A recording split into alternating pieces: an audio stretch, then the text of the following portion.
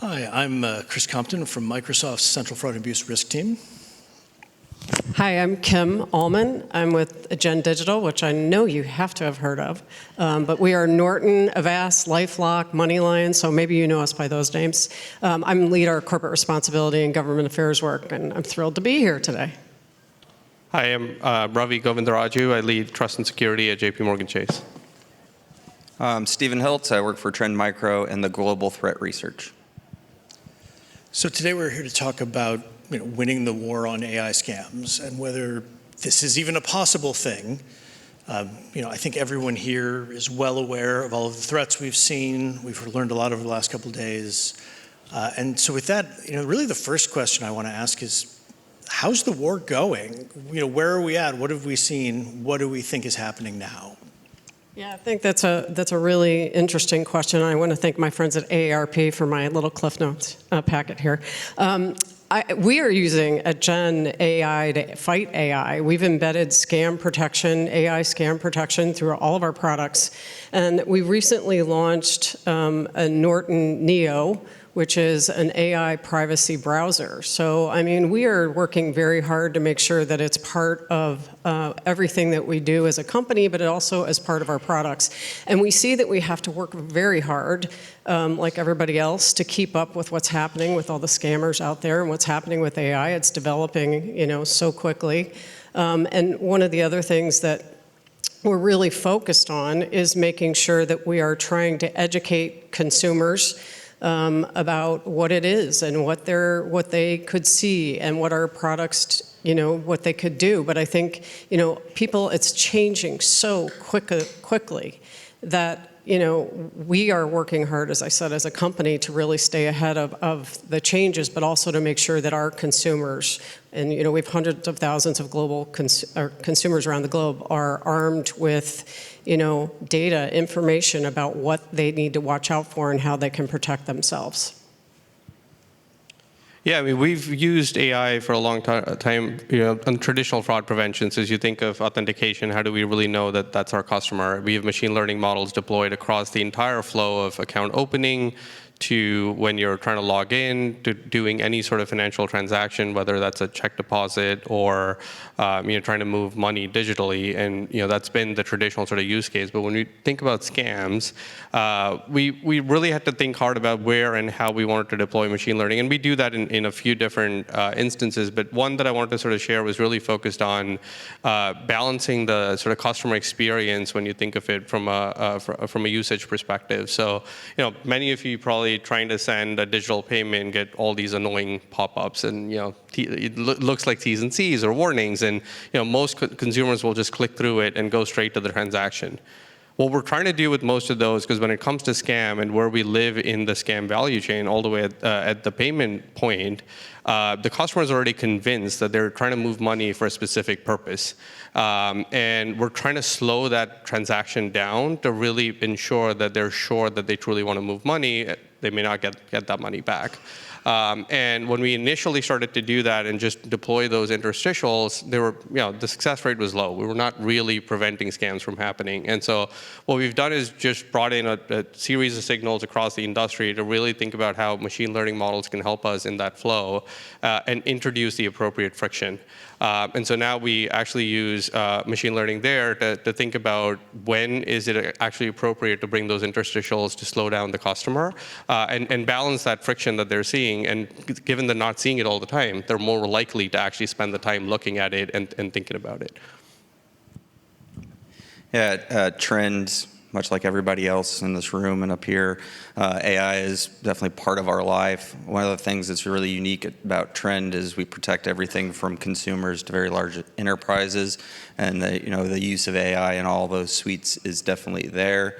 When it comes to scams, very specifically, what we're working on, much with all of our other products, is trying to be more proactive in the life cycle of the attack and trying to stop it. I think in the term here you guys use is left of boom, and in the threat intel space where I usually live, we call it left of kill chain, because usually the kill chain is the malware that's being deployed. Malware is not really deployed in scams. So that really trying to be more proactive, and you do that by using generative AI and those types of systems to really understand what's going on beforehand, before the actual scam happens. And we're trying to do that, as a lot of people are out there. And I think, we use our tool is called Scam Radar, and it's really trying to push it to be more proactive.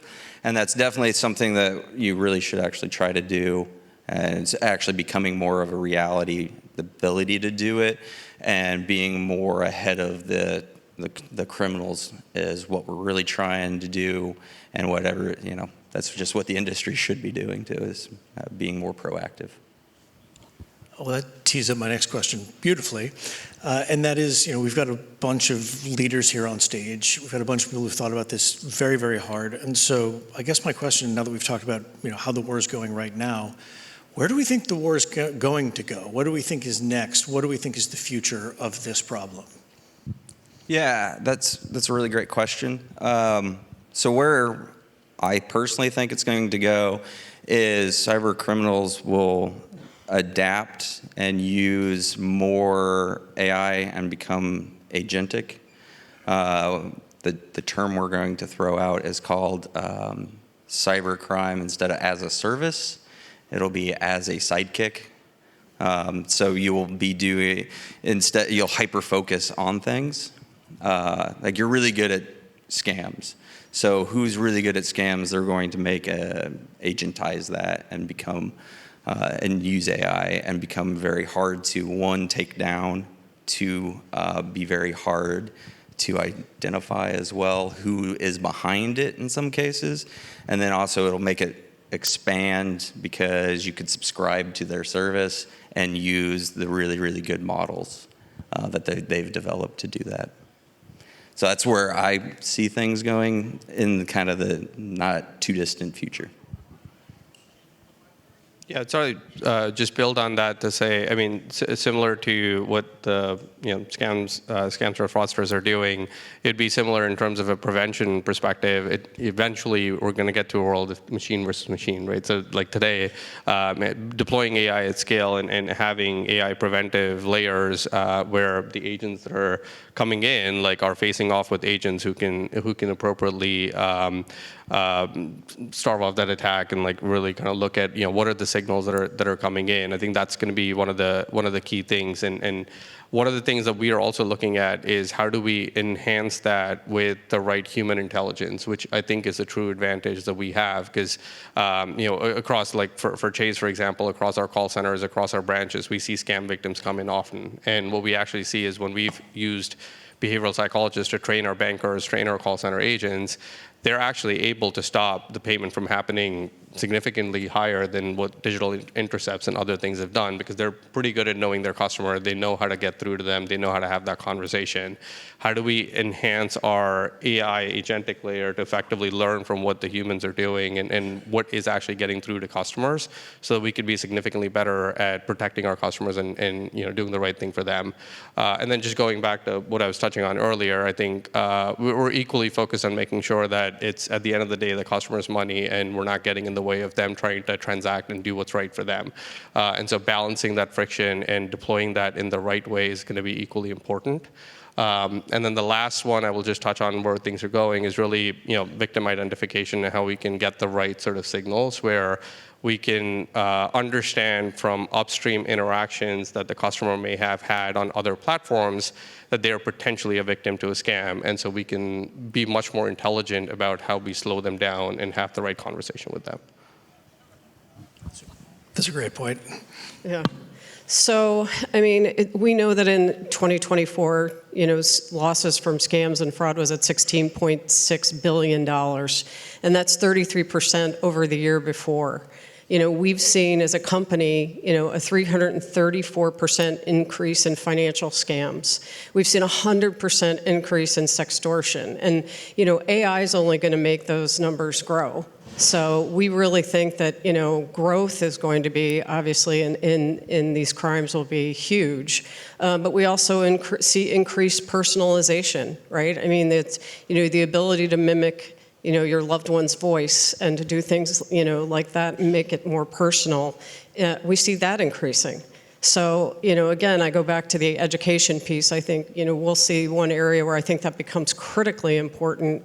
And then the other area where I think we're really going to see changes and growth, and I hope we see changes and growth personally, is, and if you saw the 2 congressional members that were here yesterday, I think you're going to see an increase in political interest. I think policy interest. I think you're going to see an increase in dialogue. I think, and of course, the remedy is not one thing or another. The remedy really has to come from, a collaboration of all the interested parties, coming to the table, talking, trying to figure this out. But I do think you're going to see an increase in, involvement from governments. I mean, trying to figure out what they're going to do. If you heard, and we've heard this from other congressional members, we have a identity theft protection company. And I'm constantly hearing from congressional members who've been impacted, their families have been impacted, by, financial losses and things like that through identity theft. And it's those personal stories. And, the congressman yesterday was talking about, constituents from Indiana that were coming to him about, being defrauded and scammed and not knowing about AI and all these other things. It's like that's going to propel, I think, the increase in that is going to propel more interest and more action. So I really see that as a very dynamic area that should be of interest to all of us over the next, couple of years. So I guess, to close it out, if you could make one call to action, given that we've got a whole coalition of the willing sitting here, if you could wave your magic wand and make a thing happen, if you could convince everyone here to do something, what would you want? And I can start to give you all a minute to think. But one of the things I know we're really, really bullish on is data sharing. And not just data sharing, but information sharing. Yeah. The ability to work collaboratively, to understand that we are all in this together against all of the fraud. It's not, it's not a case where we can be separate. And so we're really, really bullish on that cooperation. And really, my boss likes to say, GSD, get stuff done to move forward. So I think that's one of the things I know I'd ask for. Yeah, I agree. Information sharing is definitely a top priority. Sharing indicators all across to anybody who can prevent and protect is definitely very important. I think it becomes more important as, in the last few years, you've seen an up ramp of not just normal cyber criminals doing scams, but now we're seeing nation states lean into also scamming to make money to fund, nation state activities. And that's getting a little bit scarier, especially when you have the resources behind an entire government willing to put out the efforts to scam. I'm talking about the IT worker scams, to be specific. And that, to me, is the more you share, the more information you get out there, the more you can protect people. Definitely the better thing for the future. I would, plus one what you said there, but with one maybe slight addition is the real-time nature of that is critical. So information sharing with a lag is good, but it's really not going to help us get to prevention. Knowing someone was a victim a month ago is helpful, but if they're real time happening to talk to someone that is a suspected scammer, and I think in one of the panels this morning someone talked about just signals. It's the more signals we can actually consume real time, and AI actually then gives us the advantage of processing that at scale. It'll just allow us to be much more dynamic in our decision making and consume that real time. So knowing a customer is on the phone with someone, knowing the customer is actually talking to someone that is suspected of being a scammer, then allows us to introduce the appropriate friction. Yeah, I mean, I think the communication collaboration is really going to be critical. I mean, these are not amateurs. This isn't amateur hour anymore. We're dealing with, professionals.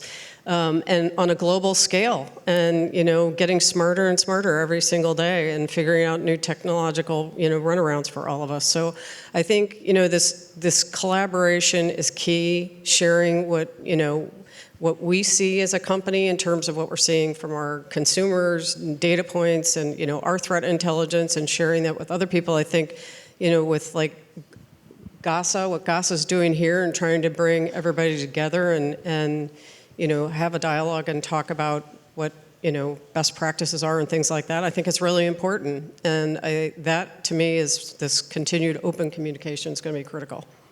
Absolutely. So I think that's the clear call to action for everyone in this room, that let's keep sharing, let's keep working together, let's work on sharing real-time actionable data, and let's do what we can to bring the fight to the fraudsters. So I want to thank you all very much for your time today.